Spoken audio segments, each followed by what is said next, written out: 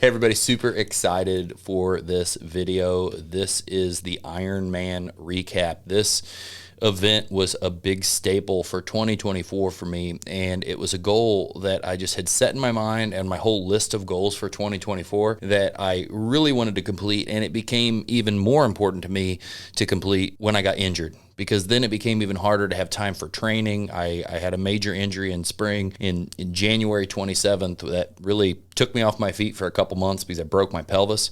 And so this goal remained something very important. Even when I was going into surgery, I was like, hey, am I going to be able to do this Ironman October 27th? And when I was asking that, and the whole thought of an Ironman, though, terrified me, because an Ironman, you have to swim 2.4 miles, you have to bike 112 miles, and you have to run 26.2. The biking and the running I could care less about, but the swimming terrified me because I was never a swimmer. It was never a strong thing for me. I had swimming lessons when I was a kid, and I hated it. I could never figure out how to breathe out the side, and it was just something that I just refused to learn. And that was a little bit of the challenge for me. I remember smoking a cigar with my friend in Illinois while I was back visiting that location, telling him, hey man, tomorrow when I show up in Florida, I'm going to have my first swimming lesson. And I was terrified because I was going to look like a fish out of water. I knew I had no fucking idea what I was doing. And so this is the recap of training for that, preparing for that, all the work that went into it, the travel for that, because we did this in California and we're based here in Florida. So travel across the country to do this,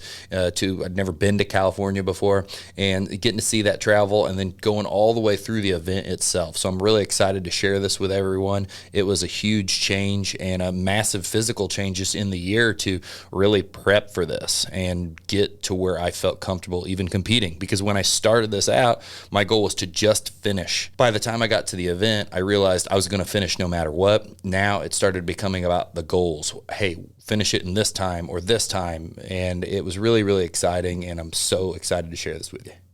We're here in California. Hopefully I don't have a broken fucking bike. Richard is over here running assist. So far, we've already seen some people that knew 1,000% more than me because I know nothing about this and I'm winging it every step of the way. My bike brakes didn't bend, my discs are straight. We're all in one piece. No planes obviously fell out of the sky. So I'd say today's a win. Tomorrow, I found out that we're going to be doing the practice swim, and found that there's a non-Ironman group practice swim actually with the river that will accomplish a lot more because I'll be able to figure out what my true pace is. That's what I really want to know. Like, I got a goal, but if I understood a little bit more about the paces that I was going to be able to run, I'd be able to establish that goal a little bit better. Things that came up on the flight while I talked to the medical people that I was sitting next to that were dope as shit, where one of the main concerns is, what do you do if you got to go to the bathroom? I really don't want to stop, but I refuse to shit my pants. I would piss my pants on an Ironman multiple times. I don't even care about that. But we talked about how horrible it would be if you had to shit your pants. And so, that was part of my plane flight along with all of the healthcare industry, the medical field, because it was an ER surgeon and her husband who was something medical business related, which I still don't quite understand. Yeah, interesting day. So today's update, it has been a hectic day. Started off with massive payroll situation back in Florida. Had to get that lined out. Opened my eyes to a huge problem, which is pretty standard for running multiple businesses and having all kinds of different variables going on. So the day started off. We got through that. Got through the GROW Comm call today, which was really, really good. Lined out some logistical things. Laid out the day. Knew we had a bike to check out, see if it needed a chain, get things worked on. Thank God we took that in right after registration because the bike had a shot chain and the whole gear set. We're going to go ahead and replace that just so we're not taking any chances. Ate a bunch of Mexican food, which, as Gene says, it's just food because it is. Ate a bunch of food, came back and ran, which was a little bit of a test to see how I was a little worried about my stomach acting iffy a couple weeks ago, but I went out and went straight into a run within 30 minutes to 40 minutes of having a huge meal. Felt great, so I know if I'm pacing myself during the race, I feel really, really good about that. While we were at the registration, I got some more feedback on a couple different things between transition bag setup and some different little ideas that we're talking about the practice swim coming up. So kind of lined out the day, got through the run. Now we're back at the house, and here it is 2:08. But I believe we will be swimming at about 3:30, and after that, we're done for the day. So it's been a smooth day. Pretty excited, super, super excited to get to the race. All right, here we're getting suited up for the test swim and getting ready for that adventure. I didn't know what to expect. You know, I didn't know where we were going. We're walking around, couldn't find where we're parking. Before you know it, we're joining this crew of people going to a random fence, and all of a sudden we're here. And we're looking at the water. I've looked at the temperatures. I know it's going to be cold, and I'm just trying to anticipate. You know, I've done a lot of cold plunging, you know, in 50-degree water, and I knew this stuff was in the low 60s. I knew it was going to be pretty Arctic for swimming, and this was going to be the furthest I had swam with a group of people in a wetsuit. So I didn't really know what to expect. The buoys were there, and so right here I'm getting ready to get in the water, and you can't really feel it on your feet, but on your legs it didn't feel like much with your wetsuit. But the second I touched it with my hands, I was like, wow, that's cold. From there, I put my face in the water, and I could not even breathe out through my nose the way I normally would. It'd be like when you're if you're in the wind on a motorcycle and the wind's in your face, it's kind of weird feeling to breathe. That's what it felt like. It took me 5 minutes, 10 minutes of swimming just to get acclimated where I could breathe normally. And it was a really, really wild experience. And it did help me understand what it was going to be like. And right here, I'm finishing up, and my pace was good, but I was so dizzy. Something about looking up and the cold weather just got me so discombobulated. And the water was so shallow, you could see the ground underneath you. So you'd see it all going by. You're freezing cold. I was getting dizzy, and it was a great experience. It prepped me. I wouldn't have been ready for this the way I was if I didn't do this, because I wouldn't have known what to expect. That being prepped for how cold it was going to be and how hard it was to breathe right off the beginning made it to when I got in the day of the race, there was no issue at all. I didn't struggle with the dizziness. I didn't struggle. I had some neck pain because I was looking up into the sun here, trying to see where I was going. It really showed me what was going on, and great piece of it, and definitely helped figure things out. Breakfast champions.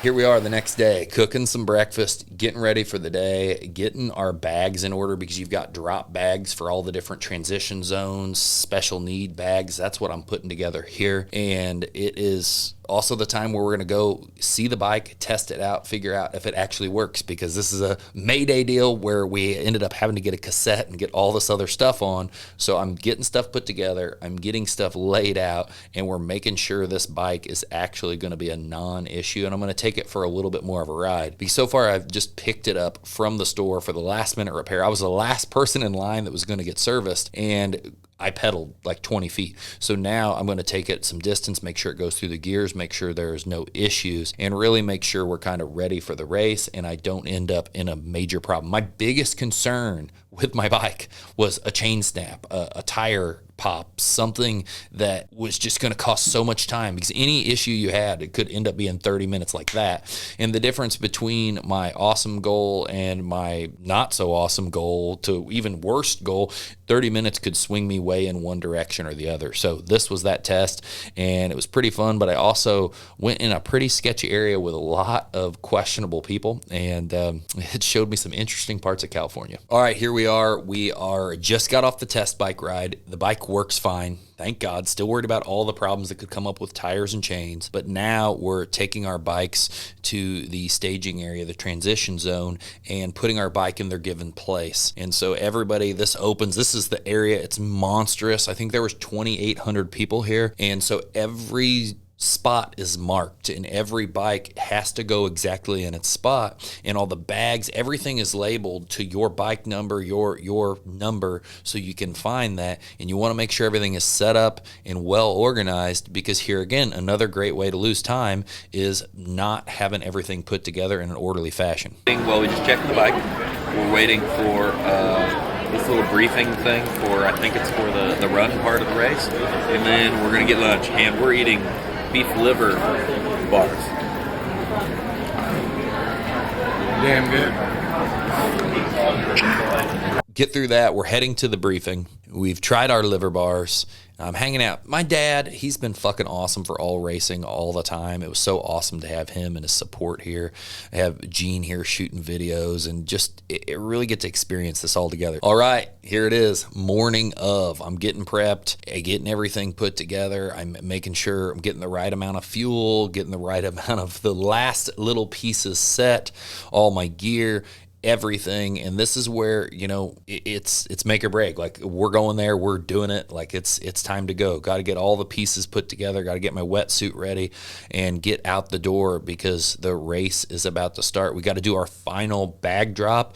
Now we have the special needs bags. They get dropped on certain parts of the course just in case you need them. Here is us setting up the final setup in our transition zone, which, oh my God, I just could not believe how crazy and the magnitude of this event. You can see right here, this is huge. This was 2,800 people. This coming year in 2025, it's probably going to sell out closer to 4,000 people because it's a Kona qualifying year.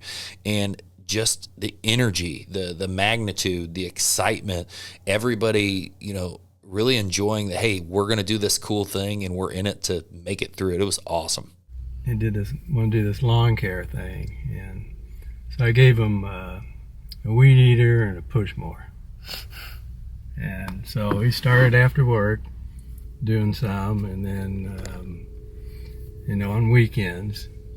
And then he finally had like 20 good customers, you know, and it's pretty good. He was going at it. Yeah. And he said, well, Dad, because next April, that's it. I'm going out all the way. And so that's how he got started. And look at him today. So, yeah, if he makes his mind up to do something, you know, he's going to get it done one way or the other. Yeah, he's definitely a beast. So, you know, he made his mind up to do this before the accident. And then, you know, I put a little damper on it, but, you know, he decided, no, that's not going to change a thing, you know. And so he went at it. He just said he gave me a weed eater and a push mower. He did give me a push mower. The weed eater was a steel something 88. I can't remember. He found that steel weed eater in a ditch.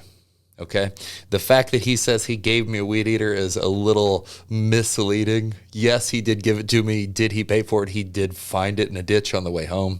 Yeah, this weed eater was actually something through all the body shop work and all the other stuff that I'd done. I really learned my mechanical skill. Before I'd left his house, he didn't use this weed eater either. I didn't mention that. I'd taken it apart and tried to use the engine to power an RC car, so it was never together, and I put it back together right before I left, could never get it running right. When I went to go start the business, I was like, I know I've got that weed eater laying around, and I picked that thing back up, actually made it work, and that was the weed eater that was given to me. Not to not be grateful, I am grateful. Here he is. It's that cop, dude. Just looking for somebody. Probably us. Keep going. Yeah, the cops. He's always been that way. My dad's fucking awesome.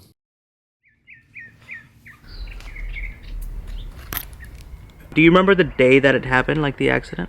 Oh yeah, I remember the day. So we were all there in the motorhome and had a trailer behind us, and it had like 4 bikes and 3 or 4 bicycles on it.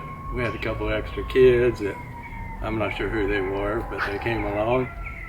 And Jacob had gone out and practiced a time or two, and then it was getting, you know how he is, he likes to eat. So he wanted me to get the grill going while he went out and do one more practice. So, you know, I got the grill going, the boys are out there along the fence watching them, and all of a sudden Blake comes running over. He goes, Dad's down, Dad got hurt. It looks bad. So, you know, I get up, I run over there, and then I had a friend there that was watching all the kids. And then I got over there, and here comes Hilly crawling through the mud, and she was all, you know, everybody's going crazy. he was laying down on the ground probably 35, 40 minutes by the time they actually got him on a stretcher. But he was in a lot of pain. He was crying hard and couldn't move. They were scared to move him. His leg was all wadded up, and he was saying, it hurt really bad. And he was trying to calm Nicole down and saying he's going to be all right. So they finally got him on a stretcher, and they got him out of there. But so Hilly wanted me to go. I said, no, you go. And because I had to wrap up the motorhome and the trailer and the kids and and take care of all that stuff. But anyway, it all it turned out good in the long run.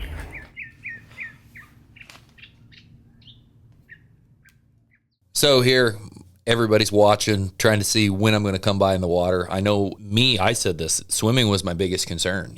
I did not know anything about swimming when I started. I hated it. Actually, I spoke to someone this morning asking me about training for Ironman, and he said he didn't know how to swim. And I was like, dude, I had no idea either. And he asked, well, how'd you do it? And I joined a master swimming club. It's not really lessons, but people advised me there. I worked with a coach, and I swam 5, 6, 7 days a week, every week, and I just forced myself to do it. So this was an interesting part. It was like, on the swim, you're not going to be able to see the people who are there watching you because you're focused on what you're doing. Your head's down in the water. So I just knew they were there, and I was wondering how quick it was going to end. There was a middle part to the swim where the Sacramento River meets the American River, and the temperature changes like a wall. It's like you hit a brick wall. The water temperature dropped something like 10 degrees, 5 degrees. It went from in the 60s to in the 50s. 50-degree water is freaking cold. And so it dropped immediately. But you knew that was the halfway point. And then also the color of the water. It went from like clear to like milky, weird water. And so it was very, very interesting. That was the halfway point. We kept hammering. That was also the point where there's a buoy that they mentioned that if you don't go out and around it, you don't qualify. And so the river is pushing you, and if you don't get around it, the river's trying to push you past it, so you need to kind of swing wide if you're a weak swimmer. If you have to try to swim back into the river, it's going to be a nightmare because you're going to fry yourself trying to swim up current. So that was one of the big pieces of the middle. But from halfway point, it was just keep hammering until it was done, and it was happy to get out of the water. Okay, so they caught up and saw me kind of coming out of the transition zone.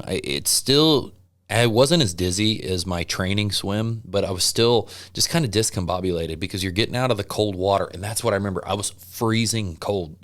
I'm so used to being warm from Florida weather now that it doesn't matter. I was doing some training runs in Colorado, and it was 55 degrees, which when I was in Illinois wouldn't have bothered me at all. It made my hands where when I got back to the hotel, I could barely sign for something. It's just, you get thin blood. It's true. It's crazy. You just get used to it. And so here I'm coming out of the transition zone. I'm freezing my ass off. I've got gloves because I knew my hands would probably be cold. And I was trying to put them on the beginning of the bike ride. And I finally gave up because my teeth were chattering so hard that I was going to wreck just trying to do it all. And I was like, we're just going to tough it out. Eventually I'll warm up from the bike ride, which I did. But man, I feel like probably not everybody had that same deal. I was freezing coming out. A lot of people are probably totally fine because they're used to colder temperatures. But on the inverse of that, once it got hot and I was biking past people and I just see them dripping in sweat, I wasn't even sweating because I was used to it being way freaking hotter. So it had its pluses and it had its minuses. So here they're out catching me on the bike ride. They're waiting in the different spots. There was people lined up in several different spots where they could catch you. This was a pretty remote road though, so there wasn't a lot of spots to see us going by. But I'll tell you what, when we came up on this road, we get to the first part where you're kind of seeing us around trees. It was kind of going, when we got to the part where we're out of town, going through trees, there was a sign that said rough road ahead. And all of us were like, rough roads ahead. The road's been rough as shit the whole time. So it started rough. It got rougher. I was only even more concerned about the bicycle tires going over these little line bumps in the road. And am I going to get a flat? And this just kept, it was doable, but it was a very stressful part of it. And the other thing we're fighting with is on the way out, you were going into the wind. On the way back, you weren't. It was freaking easy. Well, that wind severely increased as the day went on. And this race was 1 out, 1 back, 2 out, 2 back. So an out and back twice. The second time around, the wind had got a lot worse. And on the way out there, it was brutal. It was easy on the way back because you were getting pushed home. Thank God we weren't fighting it all the way to the end of the bike ride. But so that made all of this even worse, and the rough roads and everything was even more challenging, and you were more gassed and you were more stressed. And on the way back in, the final part of the bike ride, I was like, man, we're gonna make it. I made it through the roughest spot. Going through those trees was bad. When you got to town, it was a little bit better. But I see an ambulance picking up these two girls who had just had a wreck, and we were flying. The wind was behind me. It was doing like 27, close to 30 miles an hour. And right then I was like, oh, this will be the perfect time to take a drink. And that is when I take a drink and I hit one of those bumps and it knocks my hand off the bars. Thank God I put my hand and caught the bars, because if I didn't, I would for sure, the chance of me finishing the race going down on pavement near 30 miles an hour is probably pretty slim, because I would have been beat to shit and had road rash. I still would have obviously tried it, but the opportunity to break something would have been so high in that situation. So thank God it turned out the way it did. But the bike ride was a challenge. It was long, it was taxing, the wind was hard. I burnt a lot of energy going into the wind, trying to push into the wind. The goal was to try to keep my heart rate sub 140. I did pop into the 145s, some of that. And so it was the variable. So you're going to deal with different stuff. You're going to have to negotiate that and try to see how you're going to make it through. And this whole race taught me a lot of stuff. It was the longest race to that date that I'd done. And it taught me how to kind of, okay, this situation comes up, we handle it this way. This situation comes up, we handle it this way. So what's up now? Well, we're going to head on down the road, see if we can catch him someplace else. But it all looks good. He's doing good. So You look better this time around. yeah, I think he looked good. He's hanging in there, so we'll just see where it goes. I think, he's going to get in under his time, his goal, If it keeps going. if he keeps going like this. So we have to drive like a half hour or so or 45 minutes to get ahead of him now and find another place to catch him. Now you're getting to see me kind of start into the run, caught out of the transition zone, and I am starting off on the hardest part of the race, which is 26.2 miles on foot after you've already been going for hours so far. I actually remember the night before, it was 4 p.m. and it was starting to get like, I don't think it was dark, but it was just the fact that it was 4 p.m. of the day. And I was like, damn, I'm still going to be going at 4 p.m. tomorrow. And I've been up since like 4:35 a.m. today. And that hit me kind of hard that I was like, wow, the magnitude and the length of time that you'll be doing this is huge. All right, here's a really cool shot. This is actually the lead up to the end of the bike ride. You see the red carpet. That's the transition zone. And from there, we're back out of the transition zone. We're on the run. So now I've changed into my running shoes. I'm trying to get kind of ready to rock. I remember when I came in off the bike, my back was so sore from leaning over all that time that I'm like, am I going to be able to run? Luckily, that went away pretty quick. Now we're off on this run, and I felt really good at the beginning. And when you come off of the bike, it's so easy to run fast because your legs have been turning over fast forever. The goal here was to stay under a 10-minute, or to stay at the 10-minute mile mark. I don't believe I hit the 10-minute mile mark till like 4 miles in, 3 miles in. I was running like 8.5, 9s. It was really, really hard for me to get slowed down. And you see them catching up with us here at different spots because there's so many spots to see us on the actual run. And the run was brutal. It was a major challenge. On the run portion of this, it was like waves. Kind of like I said, the whole event has been is you get a variable, you have to figure it out, and then you kind of adjust accordingly. So we went out on the run and we're really, really going fast. And so I'm backing it down. And I'd met different people on this run. It was fun. Like you catch up with someone, you sync up with someone, and you run with them for a while and you talk. And there was this one woman I met, Deb. She's a fucking rock star. She pulled me like 20 minutes, beat my time by 20 minutes. She was 61, I believe, 60, something like that. She was a hammer. And she's like, I'm like, oh, we're doing great. This is looking good. She's like, oh, it all changes at 16 miles. I'm like, we're 15 miles in. I feel great. This is going to be a no big deal. And, because you only got 10 more miles, like that's a ton. But in relation to what you've already done, it's very small. And I was thinking it was all going to be no big deal. And I start getting a little bit more gassed. And then she had separated out from me and I was running on my own again. And when I hit, I don't know what it was. If it was the end of the first lap, there was a little bit of an incline. And it kind of got to my hamstrings, which I hadn't really had to hit on pulling up something like that this whole run, and it felt like they were going to cramp. And that's what I was really worried about. Don't go so fast that you're going to have to cramp and stop. It's going to be a problem. Because when I finished the bike ride, I already did the mental math that like, hey, I've only got, if I complete this marathon in under 5 hours, which should be easy, I'm going to hit my better goal of being in the 11s, 11-hour time range somewhere. So that first cramp up was freaked me out. So I really started backing off, then got to conserve mode, stopped. I kind of changed the whole thing, and it was kind of winging it. I didn't plan to change what I was eating, change what I was doing, but I pulled the plug on what I was doing. I started grabbing course electrolytes because aid stations were roughly every mile, and I was hammering their electrolytes because I was worried that I'd sweated so much that I'd sweated off too much salt and I was getting dehydrated and it was causing cramps. And like salt pills, electrolytes, things like that can help that situation. So I started doing that. I started adding in a lot more fruit at the aid stations. I really started walking through the aid stations instead of jogging through them, which I did the whole beginning of the race. And I was very, very lucky to kind of get through that. It came in 3 different waves. It hit me once. I felt good for 2 miles. Hit me again. Felt good for a little bit longer. It hit me right at the end. To this date, every full distance marathon I have ever ran, which I guess there was 2 now, because you really can't count the ultra because it's a whole different freaking animal. The last 2-3 miles are the most excruciating things ever. And that's exactly how this run was. I was just dying.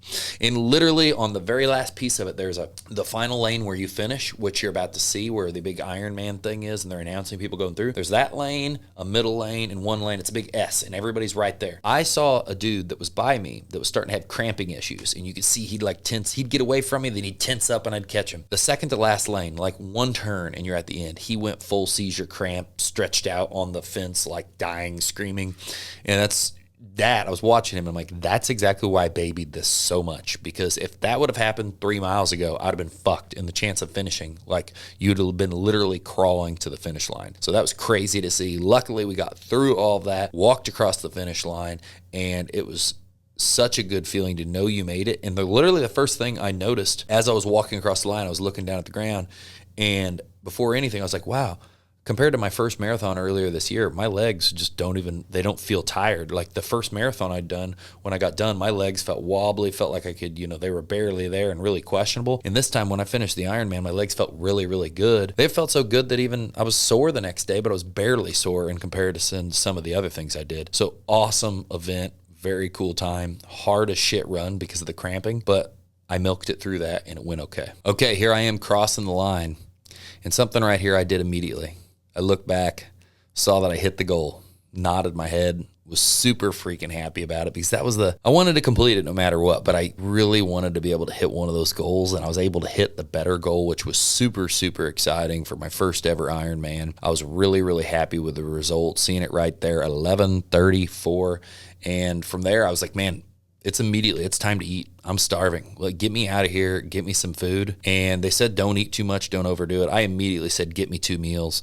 Couldn't eat. Tried to eat it all. Maybe I could have ate one, but it was a fun time, and it was so, so great to have good people around. And I really appreciate Gene being there and Dad being there to help, assist, catch video, and capture this, because this is, it was a big moment for me. This and the different events I'd done for the year, they were some of the biggest things I'd ever done. It was really, really cool, and I love that I'm going to have this to always look back on. Okay, so this whole experience as a whole was awesome. Like, it was great to, well, actually, let me rewind that. First, the experience was awesome, but what it was a cool realization of is that it's the journey, right? Like, this lasted such a short amount of time. Yes, I was at the event doing the thing for 11 hours and 34 minutes, but I trained for 6 months, 7 months before. And so it really helped me learn that aspect of enjoying the journey. It's not just about completion of things. It's about like all the little pieces along the way. And this is true in business. This is true in your relationships. This is true in event stuff like this. And I think that was one of the biggest takeaways for me, is kind of enjoying the journey and not just looking for this completion all the time to certain things. And so that was huge. the event overall was awesome. It was great that I was able to hit the goal. I was able to make it through it. I was able to have very few issues. Everything really, for the most part, went as great and as good as it possibly could go. And from here with this, what I want to do is I talked to my coach and we were trying to see like what we do for 2025. I'm just too excited about everything. If I could just do everything all the time, that would make me the happiest. But unfortunately, you can't. You can only do so many things. And I thought that I was going to go full-blown ultra and Ironman all the time. And it looks like I definitely want to be involved in more ultra racing, but for now, I'm going to continuously stick to the triathlon stuff. And for 2025, I would like to see another full Ironman, but complete it in the 10-hour time window. I would like to see a strong half Ironman, which I think that I could really, really do well at, because that 13-mile run, as far as the running part goes, that's my strong suit as a distance run, and I'm super, super excited for that. So as a takeaway, what I think anybody watching this could get from this, it takes a lot of work to achieve any goal at all. And it's very easy to get lost in the wanting the goal and wanting the thing to happen and not enjoy the moments, not enjoy what you're building and becoming, because it's not so much about that goal and completing it, because in life you would just reset that goal. You enjoy that for a fraction of the time. Learning to enjoy the moments, all that building, all that continuous effort for anything that you do in your life. Most people can't get anywhere because they can't consistently do the things that push them in a good direction, whether that be in their job, whether that be in their business, whether that be in their relationship, whether that be in fitness, whatever it is. It's consistency, but not just the consistency. Wanting the goal, but enjoying that path along the goal. You always hear people talking about enjoying the ride, enjoying your life. And this really, really did show me it's not that goal. It's not that completion. Enjoying every little moment is what matters the most. You nailed it. Real good. Okay. I'm trying to do